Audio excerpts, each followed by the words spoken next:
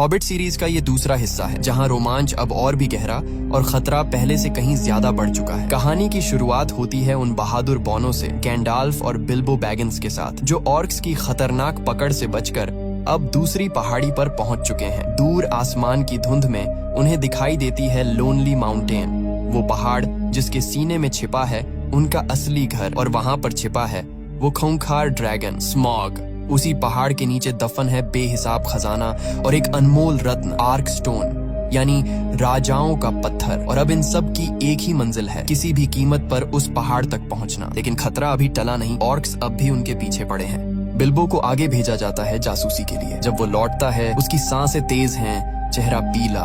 वो कहता है ऑर्क्स तो हैं ही, पर वहाँ एक और अजीब प्राणी है, ऐसा जिसे मैंने पहले कभी नहीं देखा। गैंडाल्फ गंभीर होकर पूछते हैं, क्या उसने भालू का रूप लिया था? बिल्बो की आंखें फैल जाती हैं। हाँ, वो एक विशाल भालू था। गैंडाल्फ तुरंत कहते हैं, यहाँ से पास में उसका घर है, शायद वहीं हमें शरण मिले। थोरिन चिंतित होकर पूछता है, दोस्त या दुश्मन? गैंडाल्फ बस मुस्कुरा कर कहते हैं, वो तो वहाँ जाकर ही पता चलेगा। और फिर शुरू होती है एक तेज दौड़, घने जंगलों के बीच, उस विशाल भालू के पीछा करने के बीच।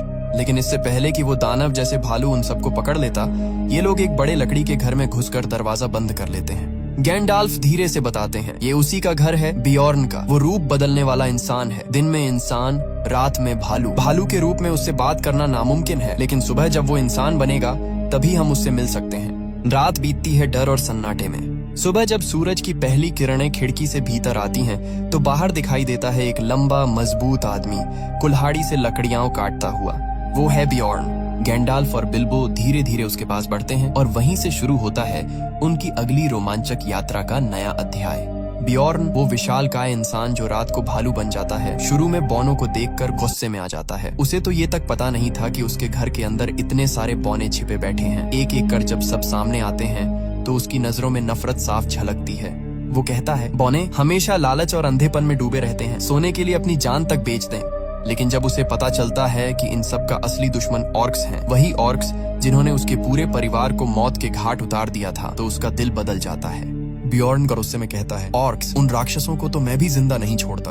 और फिर वो इन सब की मदद करने का फैसला करता है। वो उन्हें घोड़े देता है ताकि ये सब मिर्कवुड जंगल के रास्ते अपनी मंजिल तक पहुंच सकें। लेकिन मिर्कवुड अब पहले जैसा नहीं रहा। वो जंगल अब बीमार है। वहाँ हर तरफ अंधेरा, जहरीली हवा और एक डरावनी खामोशी फैली हुई है। गैंडाल्फ सबसे आगे बढ़ते हैं। अचानक उन्हें एक पुरानी पत्थर की दीवार पर अजीब से शब्द खुदे नजर आते हैं। ब्लैक स्पीच, वो भाषा जिसे कभी नेक्रोमेंसर यानी सौरॉन के अनुयायी इस्तेमाल करते थे। तभी गैंडाल्फ को किसी की जानी पहचानी आवाज सुनाई देती है, एल्फ रानी ग्लैड्रियल की। उसकी आवाज हवा में गूंजती है, अगर नेक्रोमेंसर लौट आया है तो हमें सच्चाई जाननी होगी। पर्वतों की कब्रों में जाओ, वहीं तुम्हें जवाब मिलेगा। गैंडाल्फ समझ जाते हैं कि अब उन्हें अलग राह पकड़नी होगी। वो बाकियों से कहते हैं, इस जंगल के अंदर कभी अपना रास्ता मत छोड़ना। ये जगह तुम्हारे मन से खेलती है। जो भटक गया वो हमेशा के लिए खो जाएगा। इतना कहकर वो उनसे विदा लेकर पर्वतों की ओर निकल जाते हैं। धीरे धीरे उन पर नशे जैसा असर होने लगता है। पेड़ झूमते दिखते हैं, जमीन घूमती लगती है और वो सच में रास्ता भटक जाते हैं। बिल्बो बेचैन होकर कहता है, हमें पश्चिम की ओर जाना था, लेकिन हमने तो सूरज को ही खो दिया है। वो एक ऊंचे पेड़ पर चढ़ता है ताकि ऊपर से रास्ता देख सके। ऊपर पहुंचते ही उसे धूप की एक किरण दिखती है। उसे रास्ता समझ आ जाता है, लेकिन तभी उसका पैर फिसलता है और वो नीचे गिर जाता है, सीधे विशाल मकड़ियों के जालों में। चारों तरफ चिपचिपे धागे और दर्जनों मकड़ियां जो उन पर टूट पड़ती हैं।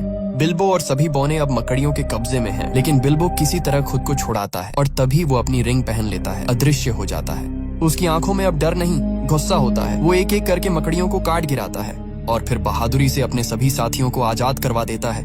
वो पल साबित करता है, अब बिल्बो बैगिंस सिर्फ एक डरपोक हॉबिट नहीं रहा, अब वो एक सच्चा हीरो बन चुका है। बिल्बो बैगिंस अब पहली बार उस रिंग की असली ताकत महसूस करता है। वो रिंग जो उसे गोलम से मिली थी। वो समझ जाता है कि इस रिंग में कुछ तो अंधेरा है, कोई ऐसी शक्ति जो उसके भीतर कुछ बदल रही है। लेकिन फिर भी वो इसे किसी से साझा नहीं करता, न गैंडाल्फ से, न थोरिन से। अब सभी बौने आजाद तो हो चुके हैं, लेकिन खतरा अभी भी सिर पर मंडरा रहा है। चारों तरफ मकड़ियों की भरमार है और तभी झाड़ियों के बीच से तीरों की बौछार होती है। एल्फ सैनिक बिजली की तरह आते हैं और सारी मकड़ियों को मार गिराते हैं, लेकिन बचाने के बाद भी वो बौनों को बंदी बना लेते हैं क्योंकि उन्हें उन पर शक होता है। हालांकि बिल्बो को वे पकड़ नहीं पाते क्योंकि वो अपनी रिंग पहन चुका होता है, अदृश्य। एल्फ्स उन सबको अपने राजा थ्रेंड्यूल के सामने ले जाते हैं। ये वही एल्फ्स नहीं है जिन्हें उन्होंने रिवेंडेल में देखा था। ये हैं वुडलैंड एल्फ्स।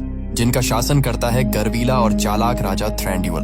थ्रैंड्यूल अपने ठंडे लहजे में कहता है, मुझे पता है थोरिन, तुम्हें लोनली माउंटेन का रास्ता मिल चुका है। तुम्हारे पास वो चाबी है जो उस पहाड़ के दरवाजे को खोल सकती है, और तुम्हारा लक्ष्य है आर्क स्टोन, वो रत्न जो राजा को उसका अधिकार देता है। वो आगे कहता है, मैं तुम्हारी मदद कर सकता हूँ, पर बदले में तुम्हें वो सब देना होगा जो उस पहाड़ के अंदर है। थोरिन की आंखों में गुस्सा भर जाता है। वो कहता है, जब ड्रैगन स्मॉग ने हमारा घर जलाया था, जब हमने मदद की भीख मांगी थी, तुम यहीं थे, लेकिन तुमने मुंह मोड़ लिया था। और अब जब हम अपने हक के लिए लड़ रहे हैं, तुम सौदे की बात करते हो। थ्रैंड्यूल का चेहरा सख्त हो जाता है और वो आदेश देता है, उसे फिर से कैद में डाल दो। थोरिन और बाकी बौने अंधेरी जेलों में बंद कर दिए जाते हैं। लेकिन थोड़ी देर बाद छायाओं में से कोई धीरे से आता है, बिल्बो बैगिंस। उसके हाथ में जेल की चाबियां हैं। वो दरवाजे खोलते हुए फुसफुसाता है, चुपचाप मेरे पीछे आओ, समय बहुत कम है। वो सबको नीचे तहखाने की ओर ले जाता है, जहाँ वाइन के बड़े बड़े बैरल्स रखे हैं। बिल्बो कहता है, इन बैरल्स में छिप जाओ, यही हमारा रास्ता है बाहर का। और फिर वो गुप्त दरवाजा खोल देता है। जैसे ही दरवाजा खुलता है, सारे बैरल्स पानी की तेज धारा में गिर जाते हैं और बौने उनमें बहते हुए नदी में निकल पड़ते हैं। लेकिन ये भागना आसान नहीं होता। एल्फ गार्ड्स को भनक लग चुकी है। वो चीखते हैं, गेट बंद करो। और जैसे ही बैरल्स पानी में आगे बढ़ते हैं, उनके सामने सरद गेट गिरा दिया जाता है। अब सवाल ये है, क्या बिल्बो और बाकी बौने इस जाल से बाहर निकल पाएंगे? कि तभी वहाँ पर भयानक शोर के साथ ऑक्स का झुंड वहाँ पहुँच जाता है। उनके चेहरों पर सिर्फ एक ही इरादा झलक रहा था, इन बौनों को किसी भी कीमत पर खत्म करना, क्योंकि उनका सरदार एज़ोग द डिफाइलर खुद नेक्रोमेंसर की छाया के पास जा चुका था। नेक्रोमेंसर का साया अभी पूरी तरह जागा नहीं था, लेकिन उसकी काली शक्तियाँ धीरे धीरे वापस लौट रही थीं। उसने एज़ोग से कहा, बहुत जल्द अंधकार की लहर उठेगी और तब कोई नहीं बचेगा। एज़ोग की आंखों में नफरत भड़क उठी। उसने अपने बेटे बोल को बुलाया और गरजते हुए कहा, जा उन बौनों को ढूंढ निकाल और एक एक को खत्म कर दे। मैं थोरिन के खानदान को जिंदा नहीं छोड़ूंगा। अब ऑक्स का पूरा झुंड उन बेचारों बौनों के पीछे पड़ चुका था। बौने नदी में फंसे हुए थे और तभी दूर से एल्व्स भी वहां पहुंच गए। पल भर में मैदान जंग का अखाड़ा बन गया। एल्व्स बनाम ऑक्स। इसी अफरा तफरी में थोरिन और उसके साथी उस पानी के गेट को खोल देते हैं जहां वे फंसे हुए थे और बहते हुए नदी में निकल पड़ते हैं। ऑक्स उनका पीछा करते हैं, पर एल्व्स भी पीछे नहीं हटते। आखिरकार ऑक्स उनके भी दुश्मन थे। इसी लड़ाई के बीच दो बहादुर एल्व्स, टोरियल और लेगोलस, बौनों की मदद के लिए कूद पड़ते हैं। तीरों की बारिश होती है, तलवारें टकराती हैं और देखते ही देखते टोरियल और लेगोलस कई ऑक्स को ढेर कर देते हैं। इस मौके का फायदा उठाकर बौने वहां से भाग निकलते हैं। न ऑक्स के हाथ आते हैं न एल्व्स के। अब उनकी नजर पड़ती है एक शहर पर, लेक टाउन। थके हुए, भूखे प्यासे और बिना हथियारों के बौने वहां पहुंचना चाहते हैं। रास्ते में उन्हें एक आदमी मिलता है, बार्ड। उसके पास एक नाव होती है जो लेक टाउन जा रही होती है, लेकिन जब वो इन बौनों को देखता है तो तुरंत शक में पड़ जाता है। वो पहचान लेता है कि ये वही बैरल हैं जो एल्व्स के इलाके से भागे थे, इसलिए वो बौनों को अपने साथ नहीं लेना चाहता। लेकिन जब बौने उसे लालच देते हैं, सोने और दौलत का वादा, तो आखिरकार बर्ड मान जाता है। वो कहता है, ठीक है, पर अगर किसी को पता चला तो हम सब बर्बाद हो जाएंगे। और फिर रात के अंधेरे में बौने और बर्ड की नाव धीरे धीरे लेक टाउन की ओर बढ़ती है, जहां आगे उनका इंतजार है एक नई शुरुआत और एक बहुत बड़ा खतरा। और बर्ड चालाकी से अपने सारे बैरल्स को नाव पर लाद लेता है, लेकिन ये कोई साधारण बैरल नहीं होते। इन बैरल्स के अंदर छिपे होते हैं वो सारे बौने। बर्ड ऊपर से उन पर मछलियों की परत डाल देता है ताकि पहरेदारों को जरा भी शक न हो। मछलियों की बदबू से इंसान तो क्या, कोई जादूगर भी अंदर झांकने की हिम्मत न करे। और इसी तरह बिना किसी को खबर लगे थोरिन और उसके साथी चुपचाप लेक टाउन में दाखिल हो जाते हैं। लेक टाउन पहुंचते ही बर्ड उन्हें अपने घर ले जाता है। वो कहता है, रात ढलने से पहले तुम बाहर नहीं जा सकते। अगर किसी ने देख लिया तो मैं भी नहीं बच पाऊंगा। वो उन्हें कपड़े और हथियार देता है, लेकिन बदले में वो पहले ही उनसे सोने के सिक्के ले चुका होता है। उसी वक्त थोरिन की नजर खिड़की के पास रखे एक पुराने धनुष पर पड़ती है। वो पूछता है, ये तो ड्वार्विश धनुष है ना? बर्ड सिर हिलाता है। ये वही महान धनुष था जिससे कभी डेल शहर के राजा ने ड्रैगन स्मॉग पर वार किए थे। कहा जाता है कि उस राजा ने कई बार निशाना साधा, लेकिन हर बार थोड़ा चूक गया और उसी चूक ने डेल शहर को राख बना दिया था। इधर दूसरी तरफ कहानी का रुख फिर से एल्व्स की ओर मुड़ता है। एल्व्स ने एक ऑर्क कैदी को पकड़ रखा होता है। एल्फ राजा थ्रैंडविल खुद उससे पूछताछ करता है। वो गरज कर पूछता है, कौन भेजा है तुम्हें? किसके आदेश पर ये सब हो रहा है? उनर्क की आवाज में सिहरन होती है, तुम्हारी दुनिया जलकर राख हो जाएगी। हमारा स्वामी आ रहा है। एज़ोग सिर्फ उसका सेवक है। असली मास्टर बहुत जल्द लौटेगा और तब तुम सब खत्म हो जाओगे। थ्रैंडविल की आंखें ठंडी हो जाती हैं। वो अपने सैनिकों को आदेश देता है, सीमाओं की रखवाली दोगुनी कर दो, कोई अंदर या बाहर न जाए। लेकिन हर कोई उसके आदेश नहीं मानता। टोरियल, जो एल्फ सेना की प्रमुख होती है, चुपके से अपने रास्ते निकल पड़ती है। उसके दिल में कुछ और ही चल रहा होता है, क्योंकि जिन बौनों को वो बचाने गई थी उनमें से एक था किली, वो बौना जो उसके दिल को छू गया था। हाँ, एक एल्फ और एक बौना, दो ऐसी जातियां जो कभी साथ नहीं हो सकती।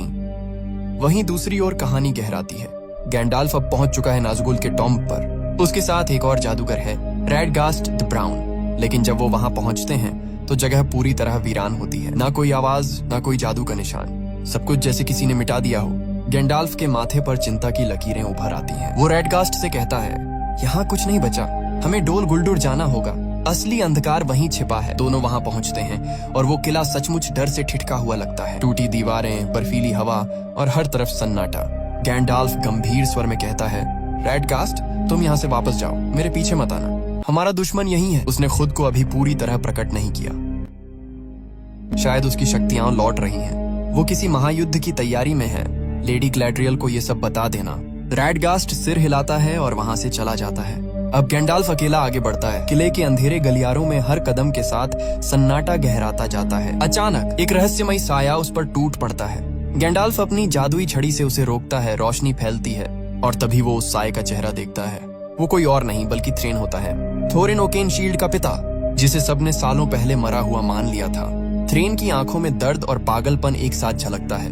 वो कांपती आवाज में कहता है, 60 साल हो गए गैंडाल्फ। जब ऑक्स और हमारे बीच जंग हुई थी तब एज़ोक ने मुझे कैद कर लिया था। मैं उसकी जेल में सड़ता रहा, उसने मेरी उंगली भी काट डाली। वो कांपते हुए अपना हाथ आगे बढ़ाता है जिसमें एक उंगली गायब होती है और उस जगह पर बस एक गहरा निशान। गैंडाल्फ हैरान रह जाता है क्योंकि अब उसे समझ आने लगता है कि ये सिर्फ बौनों की कहानी नहीं बल्कि अंधेरे के लौटने की शुरुआत है। और इसके बाद गैंडाल्फ थेरिन को लेकर वहां से निकलने ही वाले होते हैं कि तभी अंधेरे से एक भयंकर गर्जना गूंजती है। एज़ोक उसके साथ सैकड़ों ऑर्क्स झुंड की तरह गैंडाल्फ को घेर लेते हैं। माहौल में खून और गंधक की गंध भर जाती है, लेकिन गैंडाल्फ शांत रहते हैं। वो अपनी जादुई छड़ी उठाते हैं और एक तेज नीली रोशनी हवा में फैलती है। सारे ऑर्क्स कुछ पल के लिए अंधे हो जाते हैं। गैंडाल्फ गूंजती आवाज में पूछते हैं, तुम्हारा मालिक कहाँ है एज़ोक? एज़ोक गुर्राता है। उसकी आंखों में अजीब सी चमक होती है। वो हर जगह है। इतना कहकर वो हंसता है, एक ठंडी डरावनी हंसी के साथ। गैंडाल्फ तुरंत अपनी छड़ी से एक और तेज रोशनी का गोला छोड़ते हैं और थेरिन को लेकर पीछे हटते हैं, लेकिन तभी आसमान काला पड़ जाता है। अचानक उनके सामने एक भयावह काला साया प्रकट होता है। हवा जम सी जाती है, जमीन कांपने लगती है। वो साया गहरी आवाज में कहता है, कोई भी रोशनी अंधकार को हरा नहीं सकती। और अगली ही पल वो थेरिन को अपने भीतर समा लेता है। गैंडाल्फ चीख उठते हैं, थेरिन! लेकिन बहुत देर हो चुकी होती है। अब वो काली शक्ति गैंडाल्फ की ओर बढ़ती है। उसकी परछाई दीवारों पर रेंगने लगती है। गैंडाल्फ अपनी छड़ी से रोशनी का एक सुरक्षात्मक गोला बनाते हैं, लेकिन अंधकार धीरे धीरे उस रोशनी को निगलने लगता है। एक पल में वो गैंडाल्फ को हवा में उठाकर दीवार पर पटक देती है और तभी गैंडाल्फ उसे देख पाते हैं, उसका असली रूप। वो कोई और नहीं बल्कि डार्क लॉर्ड सौरॉन है। गैंडाल्फ की आंखों में पहली बार डर झलकता है क्योंकि अब अंधकार सामने खड़ा है और वो जीवित है। वहीं दूसरी तरफ कहानी एक नया मोड़ लेती है। बार्ड ने बौनों को जो हथियार दिए थे वो दिखने में तो मजबूत लगते हैं, लेकिन असल में बेहद कमजोर निकलते हैं। थोरिन ये बात समझ जाता है। वो कहता है, इन हथियारों से तो हम खुद ही मर जाएंगे। इसलिए बिना कुछ कहे ये सब चुपचाप बार्ड के घर से निकल जाते हैं। अब ये पहुंचते हैं उस राज्य में जहाँ का राजा अपने महल में असंख्य हथियार और सोना चांदी जमा कर रखा है। रात के अंधेरे में ये सब वहाँ चोरी छिपे हथियार चुराने की कोशिश करते हैं, लेकिन तभी पहरेदारों को खबर लग जाती है। चारों तरफ से सिपाही घेर लेते हैं और सारे बौने पकड़े जाते हैं। उन्हें जंजीरों में बांधकर राजा के सामने लाया जाता है। पूरा दरबार सन्नाटा साध लेता है। तभी कोई कहता है, इनमें से एक थेरिन का बेटा थोरिन है। राजा की आंखें फैल जाती हैं। वो पहचान जाता है थोरिन ओकेनशील्ड, लोनली माउंटेन का उत्तराधिकारी। वो वही जगह जहाँ बेहिसाब खजाना है और जहाँ आज भी ड्रैगन स्मॉग राज करता है। थोरिन आगे बढ़ता है और राजा से कहता है, अगर आप हमें जाने दें तो लोनली माउंटेन का खजाना हम सभी में बांट देंगे। इस राज्य का हर नागरिक उसका हकदार होगा। दरबार में हलचल मच जाती है। कुछ लोग उम्मीद से भर जाते हैं तो कुछ डर से कांपने लगते हैं। तभी दरबार के दरवाजे खुलते हैं और अंदर आता है बार्ड। वो वही आदमी है जिसने बौनों को यहाँ तक पहुँचाया था। बार्ड गुस्से में कहता है, हम इन्हें नहीं जाने दे सकते। अगर ड्रैगन जाग गया तो वो पूरे शहर को राख में बदल देगा। और तभी एक बड़ा रहस्य सामने आता है। पता चलता है कि बार्ड वही इंसान है जो डेल के उस स्वामी का वंशज है जिसके पास कभी ड्वार्विश धनुष हुआ करता था। वही धनुष जिससे ड्रैगन स्मॉग को मारा जा सकता था। लेकिन इतिहास गवाह है, उस स्वामी के सारे तीर निशाने से चूक गए थे। अब सवाल ये है, क्या बार्ड अपनी वंश की उस हार को जीत में बदल पाएगा? बार्ड गुस्से में भीड़ की तरफ मुड़ता है और गरजते हुए कहता है, हमें एक अंधे राजा की महत्वाकांक्षा के पीछे अंधा नहीं होना चाहिए। क्या तुम सब भूल गए डेल शहर का क्या हुआ था? उसी ड्रैगन ने सब कुछ राख कर दिया था, हमारे घर, हमारे लोग, हमारी जिंदगियां। दरबार में सन्नाटा छा जाता है। तभी राजा अपनी सिंहासन से उठता है, उसकी आवाज गूंजती है, और वो तुम्हारे ही पिता थे बाड़, जो उस ड्रैगन को मार नहीं पाए थे। लेकिन अब हमें थोरिन पर विश्वास है, हम उसे मौका देंगे। राजा के इन शब्दों के साथ ही फैसला हो जाता है, बॉनो को आजाद कर दिया जाता है।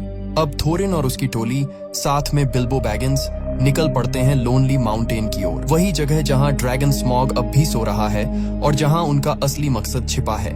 आज दूरिन डे है, वो दिन जब सूरज की आखिरी किरण उस छिपे हुए दरवाजे को उजागर करेगी। सूरज धीरे धीरे ढल रहा है, सबकी नजरें उस पत्थर की दीवार पर जमी है, लेकिन कोई दरवाजा दिखाई नहीं देता। निराशा बढ़ने लगती है। तभी बिल्बो की तेज नजर कुछ देख लेती है। दीवार पर एक बारीक सी आकृति चमक रही होती है। वो चिल्लाता है, मुझे मिल गया। थोरिन जल्दी से वो चाबी निकालता है जो उनके पूर्वजों ने सौंपी थी, और जैसे ही वो चाबी ताले में लगती है, गड़गड़ाहट होती है और पहाड़ के भीतर का द्वार खुल जाता है।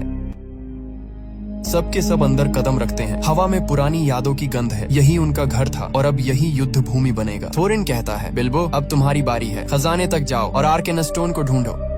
बिल्बो धीरे धीरे उस विशाल गुफा में उतरता है। उसके सामने सोने हीरों का पहाड़ फैला है, इतना कि आंखें चौंधियां जाएं। वो आर्केनस स्टोन को ढूंढ ही रहा होता है कि तभी एक हल्की गड़गड़ाहट सुनाई देती है और उस खजाने के नीचे से उठती है गर्म हवा की लहर। अगले ही पल दो जलती हुई आंखें खुलती हैं। वो है स्मॉग ड्रैगन। उसकी भारी आवाज गुफा में गूंजती है, कौन है जो मेरे खजाने को छूने की हिम्मत करता है? बिल्बो कांप जाता है, लेकिन अपने डर को छिपाते हुए कहता है, मैं तो बस एक यात्री हूँ जिसने रास्ता भटक लिया है। ड्रैगन मुस्कुराता है, झूठ मत बोलो छोटे चोर। बिल्बो अपनी चतुराई दिखाता है। वो बातों बातों में स्मॉग को उलझा देता है, उसे अपनी टिक्की छुपड़ी बातों से इतना भटकाता है कि वो आर्केनस स्टोन पर हाथ रख देता है। धीरे से उसे उठाता है और बिना आवाज के पीछे हटने लगता है, लेकिन ड्रैगन को भनक लग जाती है। वो गुस्से में दहाड़ता है, तू मुझसे चोरी करेगा? एक ही झटके में वो आग उगलता है, गुफा जलने लगती है। बिल्बो किसी तरह दौड़कर बाहर निकलता है और तभी बाकी बौने भी वहाँ पहुँचते हैं। सब एक दूसरे को चिल्लाते हुए कहते हैं, भागो! ड्रैगन अब पूरी तरह जाग चुका है और उसकी नजर सिर्फ एक चीज पर है, बदला। ये सब अब उस जगह पहुंच चुके होते हैं जहां से बाहर निकलना लगभग नामुमकिन है। चारों ओर पत्थर की दीवारें, ऊपर से आग की लपटें और बीच में गरजता हुआ ड्रैगन स्मॉग। थोरिन गहरी सांस लेकर कहता है, अब भागने का कोई रास्ता नहीं बचा, तो क्यों ना इस जानवर का सामना यहीं कर लिया जाए। बाकी बौने उसकी आंखों में देखते हैं, डर भी है लेकिन उससे ज्यादा जज्बा। सबके सब नीचे उतरते हैं, उन पुरानी भट्टियों में जहाँ कभी सोना गलाया जाता था। थोरिन चिल्लाता है, उसे गुस्सा दिलाओ, उसे आग उगलने दो। बिल्बो और बाकी बौने दीवारों पर चढ़कर स्मॉग पर चिल्लाने लगते हैं, अरे सोने का लालची, क्या आप बूढ़े हो गए हो? स्मॉग गरजता है, उसकी आग भट्टियों तक पहुंच जाती है और पल भर में वहां का सारा सोना पिघलकर आग के सागर में बदल जाता है। थोरिन उस आग का इस्तेमाल करके एक विशाल सुनहरी मूर्ति बनवाता है, इतनी बड़ी कि खुद स्मॉग भी हैरान रह जाए। जैसे ही स्मॉग उस मूर्ति के सामने आता है, मूर्ति की चमक उसकी आंखों में पड़ती है, लेकिन अगले ही पल वो मूर्ति पिघलने लगती है और सोना उबलते लावे की तरह स्मॉग के ऊपर गिर जाता है। ड्रैगन दर्द से दहाड़ता है और उबलते हुए सोने में डूब जाता है। कुछ पल के लिए सबको लगता है कि ये उसका अंत है, लेकिन नहीं, स्मॉग उस आग से भी जिंदा बच निकलता है। वो आसमान की तरफ उड़ जाता है और गरजता है, अब ये सब इसकी कीमत चुकाएंगे। वहीं दूसरी तरफ लेक टाउन में हलचल मच चुकी है, लोगों को पता चल चुका है, ड्रैगन जाग चुका है। बाड़ छत पर चढ़कर आसमान की तरफ देखता है, जलती हुई आग की परछाई बादलों पर चमक रही होती है। वो कहता है, वो आ गया है। बाड़ के पास आज भी एक आखिरी उम्मीद होती है, वही काला तीर जो उसके पिता के पास था। कहते हैं ये वही तीर है जो ड्रैगन के सीने को चीर सकता है। वो उस तीर को लेकर पुराने धनुष की तरफ बढ़ता है, लेकिन तभी राजा के सिपाही उसे रोक लेते हैं। राजा का आदेश है, तुम गिरफ्तार हो। बाड़ गुस्से में तिलमिला उठता है, लेकिन उसके पास कोई चारा नहीं। इसी बीच वहीं पास में घायल पड़ा होता है किली, जो ऑर्क्स के जहरीले तीर से जख्मी हो चुका है। थोरिन उसे पीछे छोड़ देता है ताकि उसका इलाज हो सके। उसकी देखभाल के लिए कुछ बौने वहीं ठहर जाते हैं, लेकिन तभी शहर पर ऑर्क्स का हमला हो जाता है। उनका नेता है बोल्ग एजॉग का निर्दयी बेटा। चारों तरफ अफरा तफरी मच जाती है। तभी समय पर पहुंचते हैं लिगोलस और टोरियल। टोरियल अपने जादुई औषधि और मंत्रों से किली के जख्म का इलाज करती है। वो उसके पैर पर हाथ रखकर कहती है, तुम नहीं मरोगे किली। वहीं बाहर लिगोलस की भिड़ंत होती है बोल्ग से। तलवारें टकराती हैं, दीवारें टूटती हैं, दोनों के बीच जबरदस्त युद्ध होता है, लेकिन आखिर में लिगोलस अपनी तेज चाल और सटीक वार से बोल्ग को हरा देता है। बोल्ग घायल होकर किसी तरह भाग निकलता है। युद्ध थमता है, लेकिन हवा में अभी भी खतरे की गंध बाकी है, क्योंकि दूर आसमान में आग की लाल लपटों के बीच ड्रैगन स्मॉग अब लेक टाउन की तरफ उड़ रहा है। बदले की आग उसके पंखों से झलक रही है। अंत में दृश्य एकदम भयंकर और तनावपूर्ण हो जाता है। गैंडाल्फ अब पूरी तरह से सैरॉन के कब्जे में है। उसकी जादुई शक्ति सीमित हो चुकी है। वहीं दूसरी तरफ बार्ड, जिसके पास वो आखिरी तीर है जो ड्रैगन को मार सकता था, वह भी अब कैदी बन चुका है। और अब वह दृश्य जो सबसे डरावना है, ड्रैगन स्मॉग, जो पिघले हुए सोने में गिरकर हर कोई सोच रहा था कि मर गया, वह जिंदा निकलता है। उसकी विशाल छाया आसमान में फैलती है। पंख फैलाकर वो उड़ता है और सीधे लेक टाउन की ओर बढ़ता है। वो गरजता है, मैं आ रहा हूँ। नीचे लोग दहशत में देखते हैं। बिल्बो बैगिंस खुद को रोक नहीं पाता और धीरे से कहता है, हमने क्या कर दिया। उसकी आवाज में डर और पछतावा दोनों है, क्योंकि वो जानता है स्मॉग का गुस्सा पूरे शहर को राख कर देगा। और यही कहानी का ड्रामेटिक अंत होता है। अगर आप चाहते हैं कि हम इस कहानी का अगला हिस्सा भी दिखाएं, तो वीडियो को लाइक करें और कमेंट बॉक्स में बताएं। जितने ज्यादा लाइक्स और कमेंट्स आएंगे, उतना ही जल्दी मैं आपको नेक्स्ट पार्ट भी लेकर आऊंगा।